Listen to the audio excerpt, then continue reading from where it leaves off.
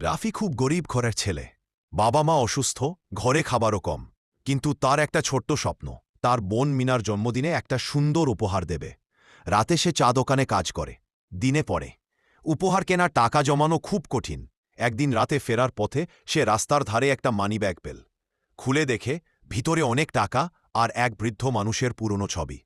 এক মুহূর্তে মনে হলো এই টাকা নিলে সে মিনার উপহার কিনতে পারবে। কিন্তু আরেকটা মন বলল, এটা তো তোমার নয়। সারা রাত ভাবার পর সকালে ছবির মানুষটাকে খুঁজতে বের হল।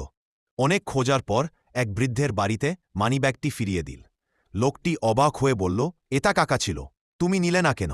রাফি হেসে বলল, আমি আমার বোনকে শেখাতে চাই সৎ থাকা সব চাইতে বড়। বৃদ্ধ লোকটি আবেগে ভিজে একটা খাম রাফির হাতে দিল। বাড়ি ফিরে রাফি খাম খুলে দেখল একটি চিঠি।